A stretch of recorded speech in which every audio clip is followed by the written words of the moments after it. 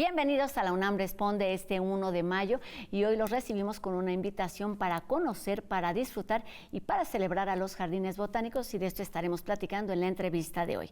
Además les hablaremos sobre la nueva propuesta que se presenta en el espacio de experimentación sonora del MUAC. Tenemos una iniciativa para reutilizar el aceite que utilizamos en la cocina y como cada jueves tenemos nutrición con Gaby Morales. Quédense con nosotros.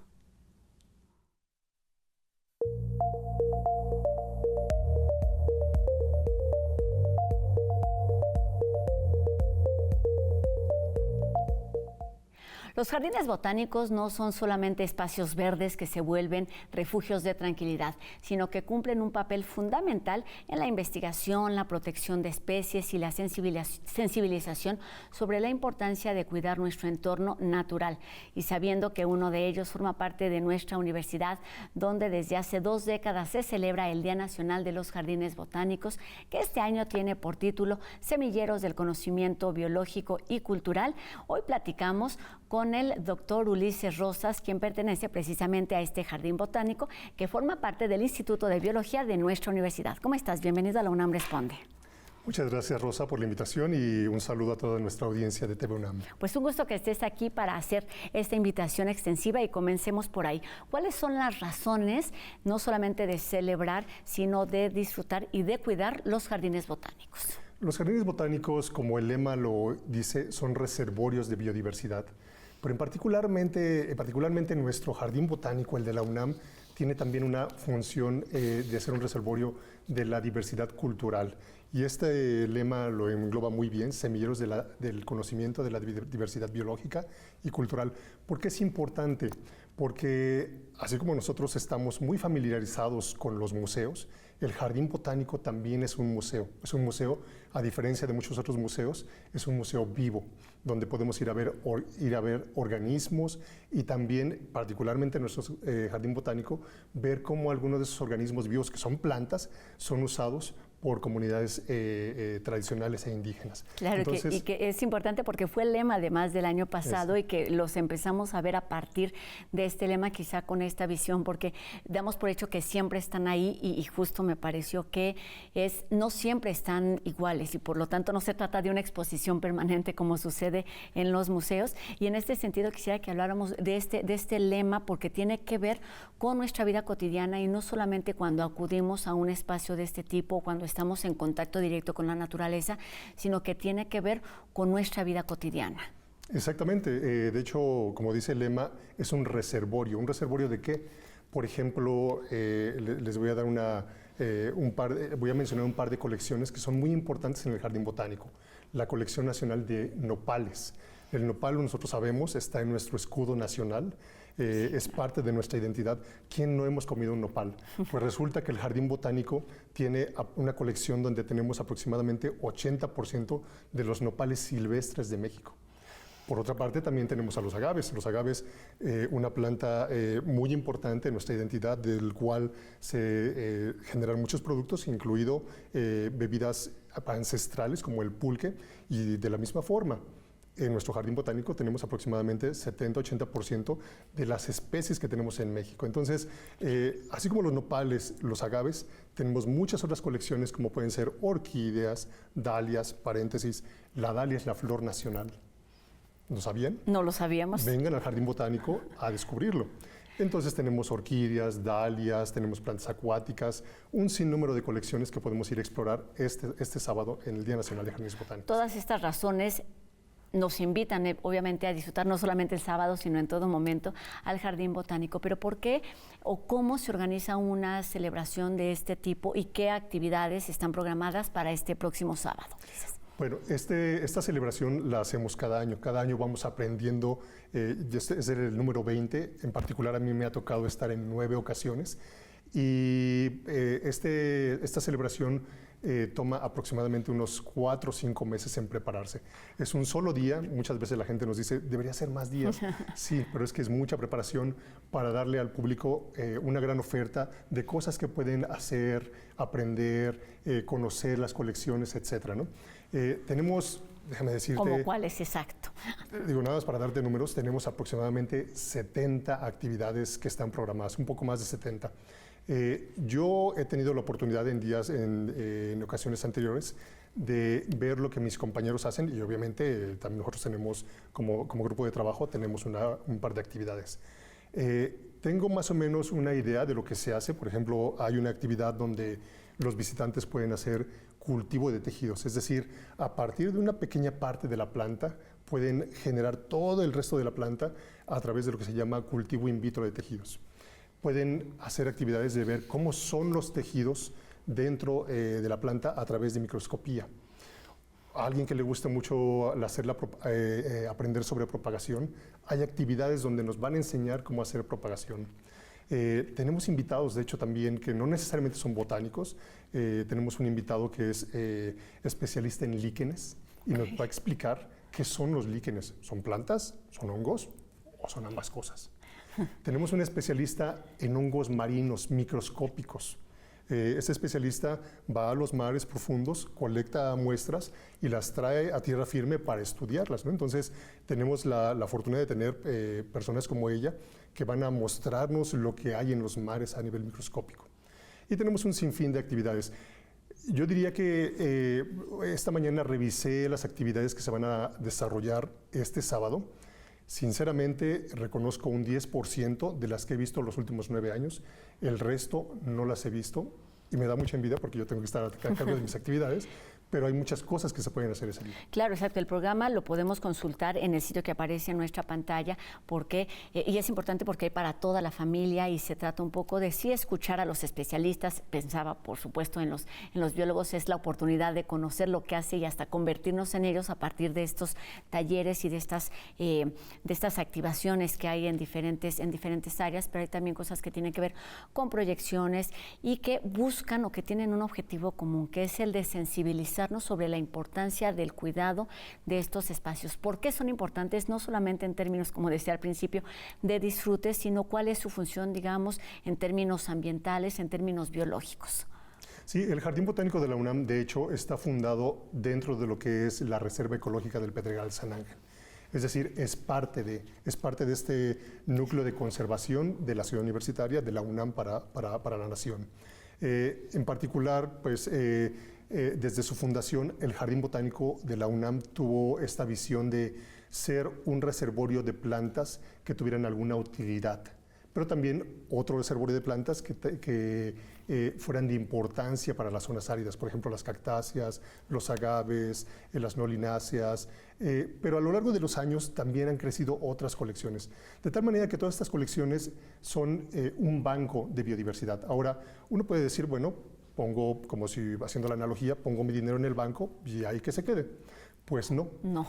Porque un jardín botánico, como lo conocemos actualmente, es también una fuente de investigación. Una fuente, en mi caso, y muchos otros colegas, más de 30 colegas académicos que trabajamos ahí en el jardín botánico, hacemos investigaciones. Yo en particular hago investigaciones sobre lo que generalmente no vemos de la planta.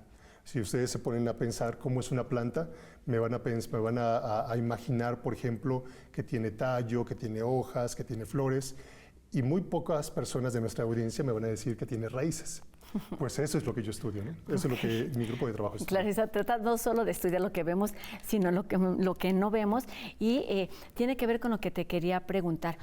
¿Para qué sirve un jardín botánico? ¿Qué tipo de tareas se llevan ahí? Y además, ¿cómo se cuida? Porque no se trata de plantas que, podemos investigar o que ustedes pueden estudiar y que ahí se acaba, sino se trata justamente de seguir promoviendo esta preservación de especies, no solamente de Ciudad Universitaria, que es en donde están o estamos ubicados, sino tiene que ver también en cuanto a es una especie de representación de la diversidad de todo el país. Exactamente, es una representación de la biodiversidad del país, que nos sirve obviamente para tenerla como reservorio. Muchas veces las colecciones están organizadas de manera sistematizada, es decir, ponemos a los cactus con los cactus, ponemos a los agaves con los agaves, a las plantas acuáticas ya no es necesariamente correctamente sistematizada, sino es un tema. Entonces tenemos también colecciones temáticas, las plantas medicinales, las plantas que tienen interacciones con otros organismos y queremos mostrar eso. Entonces, el jardín botánico nos sirve, número uno, para hacer investigación, para entender lo que a veces no entendemos. Yo les decía, en mi punto de vista, las raíces, ¿no? Muchas veces no las entendemos, nada más decimos que están ahí abajo del suelo. pero también nos sirven para hacer conciencia social de la importancia de las plantas. De hecho, no sé si lo sepas, pero si no tuviéramos plantas, simplemente el mundo no existiría, ¿no? El mundo existe como nosotros, que somos animales, a partir de que consumimos plantas y otros animales que también consumen plantas y por eso podemos subsistir. Entonces, desde el punto de vista de entender nosotros su importancia, es algo que es muy relevante. Ahora, hay otra importancia que hay que resaltar en México. México es el centro de origen y de diversidad de una gran cantidad de cultivos. Muchos de los cultivos que se consumen actualmente alrededor del mundo se originaron en México, desde tiempos prehispánicos. El más grande de nuestros ejemplos es el maíz, por ejemplo. El maíz que alimenta a regiones como Estados Unidos, como Europa, y que se consume, pues obviamente en México, es parte de nuestra identidad nacional. Claro. Pero no solamente el maíz. Y ahí tiene que ver con lo que decías del lema, tiene que ver con la diversidad biológica, pero también con nuestra diversidad cultural. Nuestra diversidad cultural, y ahí cabría meter el concepto de diversidad agroalimentaria. Tenemos una gran cantidad de especies que son importantes desde el punto de vista agrocultural. Por ejemplo, ¿sabían ustedes que la vainilla es originaria de México, del oriente de México, de la zona del Totonacapan? Ahí se domesticó la vainilla y actualmente ese cultivo se produce en muchas otras partes del mundo, incluido Madagascar, África, Centroamérica, etc. Pues es uno de los datos que descubrimos semana a semana en esta cápsula que tenemos con Joel de Alba en A la Conquista del Sabor, donde nos habla justamente de esta diversidad y esta riqueza en nuestra gastronomía que tiene que ver, por supuesto, con nuestra identidad, pero siempre hay algo más que podemos conocer. Quisiera preguntarte acerca de las funciones. ¿Qué papel juegan los jardines botánicos en el equilibrio del planeta, que es algo que ya nos mencionabas, pero considerando temas como más recientes, por ejemplo, como el cambio climático? El cambio climático, yo les hablaba de la investigación. La investigación es muy importante en todo jardín botánico. Tiene que haber tres ejes. Obviamente tiene que haber una colección, tiene que haber investigación y tiene que haber difusión alrededor de esas dos colecciones e investigación. En el caso, por ejemplo, del Jardín Botánico de la UNAM, tenemos un reservorio biocultural, tanto de especies de importancia agroalimentaria, pero también tenemos otras especies, como lo que les decía, plantas suculentas. Las plantas suculentas son estas plantas que acumulan agua en una zona desértica donde hay muy poca agua. Entonces nosotros sabemos que como parte del cambio climático habrá menos agua en el futuro. De hecho, ahorita estamos en unos conflictos o en unos debates de si México debe mandar más agua a Estados Unidos o no. Pero las plantas ya han solucionado el problema en un lugar donde no hay agua. Por ejemplo, los echinocastos platecanthus son unos barriles enormes de agua que nosotros podemos ver en los desiertos de Tehuacán, Cuicatlán, que tienen una gran cantidad de agua en un lugar donde llueve aproximadamente 1 o 2 o 3 veces al año. Entonces, ¿cómo lo hacen? ¿Cómo hacen para absorber toda esa agua y acumularla? ¿Para qué? Pues para mantenerse vivas durante largos periodos de tiempo. Y creo que este caso que nos explicas tiene que ver con una de esas funciones, de esos ejes prioritarios de los jardines botánicos, que es el de realizar investigación para que se puedan generar políticas públicas en otros espacios, en otros ámbitos, con respecto al cuidado y la preservación de especies. ¿Cómo se vinculan, cómo interactúan con otras instituciones? No sé si esto sucede también en este Día de los Jardines Botánicos. De hecho, ahora sí que esta invitación está abierta al público en general, pero también a las personas que toman decisiones para que vean la importancia de la biodiversidad. Parte de lo que hacemos en el Jardín Botánico con nuestros colegas investigadores e investigadoras es precisamente seguir recolectando la riqueza que tenemos en nuestro país. ¿Para qué? Pues número uno, para tenerla en nuestra colección. Pero número dos, para ver qué más hay allá afuera. ¿Qué se puede hacer? ¿Qué se puede hacer? ¿Qué necesitamos conservar? Muchas de esas especies, desgraciadamente, ante esta situación de cambio climático y en el antropoceno, el efecto que estamos haciendo el hombre sobre la biodiversidad del mundo, es que se está perdiendo y se está acelerando el cambio climático. Entonces, al tener estos reservorios de biodiversidad, nosotros podemos, número uno, reetiquetar las especies, es decir, a ver, esa especie es muy importante, necesitamos que esté en una categoría de riesgo y por lo tanto necesitamos protegerla. Por una parte, podemos incidir en las políticas públicas de qué hay que hacer con las especies. Número dos, también se puede incidir sobre qué áreas se pueden proteger, qué áreas del país tienen alta biodiversidad y están en riesgo, que tienen especies en riesgo de extinción y que son importantes para atacar el cambio climático y tener seguridad agroalimentaria. Pues nos toca de muchas maneras las tareas, las funciones de los jardines botánicos, en particular el de la UNAM, que es el que tenemos además aquí muy cerquita. Eso no sucede en todas las universidades, en todos los estados, y hay que aprovecharlo. Entonces, pues terminemos esta entrevista con una invitación doble. Si te parece, la primera, a visitar o a ser parte de esta edición número 20 del Día Nacional de los Jardines Botánicos. Detalles, por favor. Sí, bueno, primeramente, vengan al Jardín Botánico de la UNAM. Está abierto de lunes a sábado, aproximadamente de 9 de la tarde a 4 de la tarde, cada día que vayan al Jardín Botánico es un día diferente. Como decía Rosa, no es lo mismo ir en invierno que ir en verano. Pero particularmente este sábado 3 de mayo de 2025, desde las 10 de la mañana a las 5 de la tarde, tenemos el Día Nacional de Jardines Botánicos. Es un evento, digamos, un evento de puertas abiertas del Jardín Botánico, donde más de 30 académicos del Jardín Botánico estamos exponiendo lo que hacemos, las colecciones, visitas guiadas, talleres, demostraciones, conferencias, etc. Hay muestra gastronómica, hay artículos para venta, hay talleres a los que uno se puede inscribir. El costo de la entrada es de 30 pesos. Sin embargo, también hay actividades que tienen un costo de recuperación, que van entre los 20 pesos hasta los 100, 200 pesos.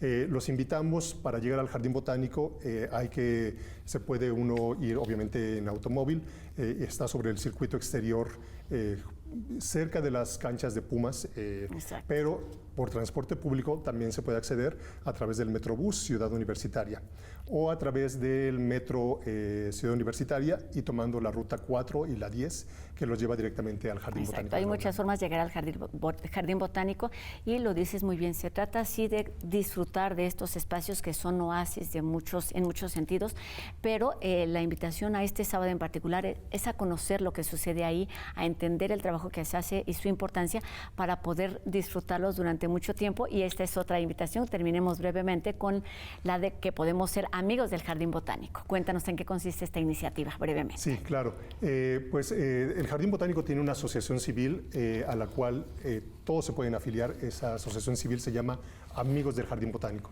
Esta asociación civil apoya a las actividades como esta de Día Nacionales de Jardín Botánico.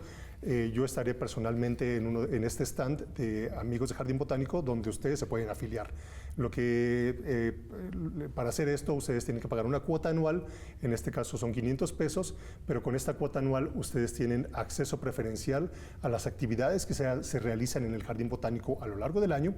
Por ejemplo, el Día Nacional de Jardines Botánicos, donde pueden entrar de manera gratuita. Que sea este primer evento de muchos más que suceden a lo largo de todo el año, y además es importante que el Jardín Botánico esté abierto siempre, es acceso libre a todas las personas. Hay, por supuesto, cuidados porque estamos hablando de un reservorio importante y además pues tiene que ver con esta diversidad nacional.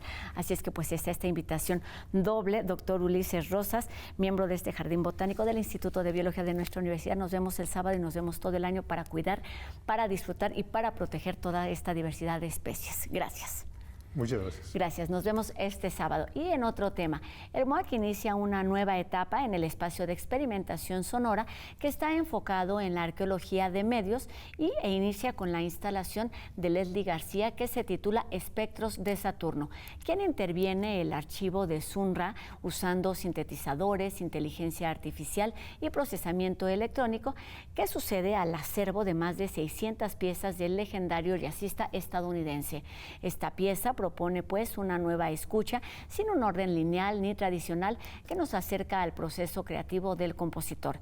Puede visitarse hasta el 28 de septiembre en el Museo Universitario Arte Contemporáneo.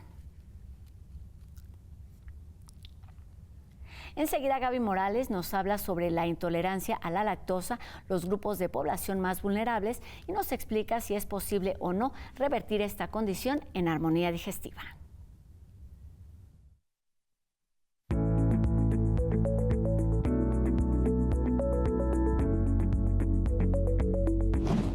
Hola a todos, bienvenidos a Armonía Digestiva. Yo soy la nutrióloga Gaby Morales y hoy les voy a contar si es posible revertir la intolerancia a la lactosa. Esto ocurre cuando nuestro cuerpo no puede producir suficiente lactasa, que es la enzima necesaria para descomponer la lactosa en azúcares más simples y evitar que se produzcan síntomas como distensión abdominal, gases, dolor, diarrea después de consumir productos lácteos. Ojo, esto puede variar en gravedad porque hay algunas personas que pueden tolerar pequeñas cantidades de lactosa sin experimentar síntomas significativos, pero depende de factores como la genética, la edad y la etnia. Generalmente las poblaciones de ascendencia europea del norte y central tienden a tener una mejor tolerancia a la lactosa en comparación con poblaciones de ascendencia africana o asiática.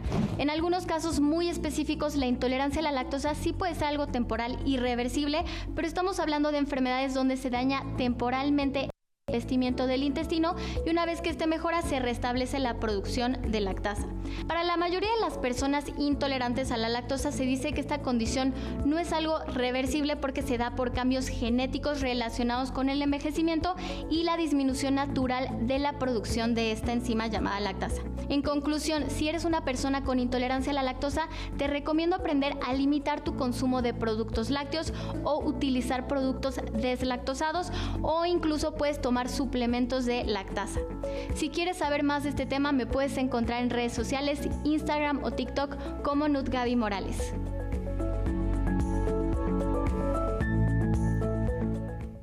Siempre hay algo que podemos hacer en beneficio de nuestra salud a través de la alimentación. Y vamos ahora con UNAM Global TV, que nos cuenta sobre una iniciativa para recolectar aceite y poder reutilizarlo para así poder evitar que se convierta en una fuente severa de contaminación.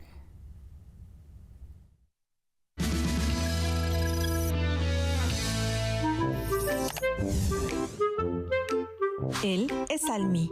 Es parte de una asociación civil que colabora con la Facultad de Química de la UNAM para promover el desecho adecuado del aceite comestible.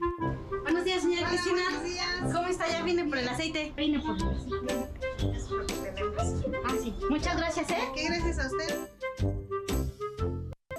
En nuestra casa sabemos cómo desechar. El problema evidentemente se agudiza cuando se produce en cantidades mayores. 1 litro de aceite puede llegar a contaminar 40,000 litros de agua si se desecha en coladera hacia el drenaje y al enfriarse puede obstruir las tuberías.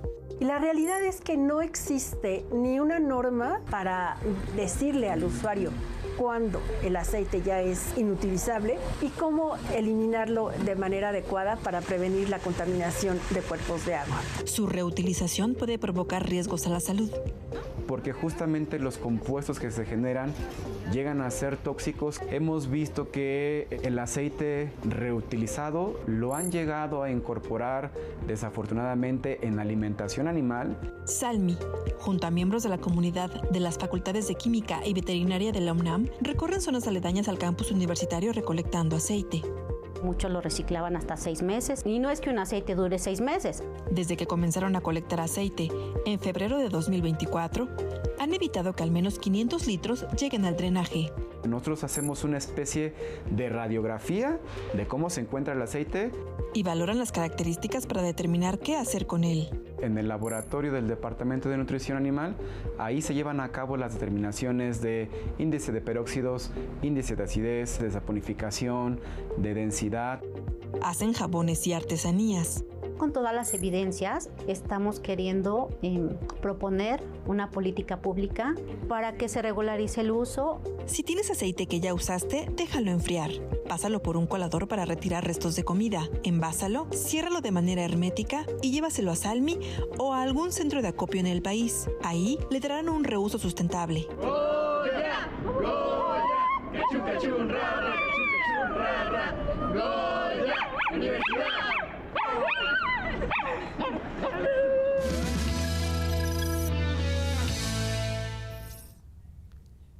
Terminamos Terminamos nuestro programa de hoy agradeciendo a Ricardo Iturbe su participación en la interpretación de lengua de señas mexicana y recordándoles a todos ustedes que podemos estar en contacto a través de nuestras redes sociales. Háganos llegar sus dudas, sus comentarios y también los temas que les gustaría que aquí abordáramos y sigamos haciendo juntos este espacio universitario. Y pues nos vemos aquí mañana a 2:30 de la tarde, por supuesto, en TV UNAM. Mi nombre es Rosa Brizuela. Adiós.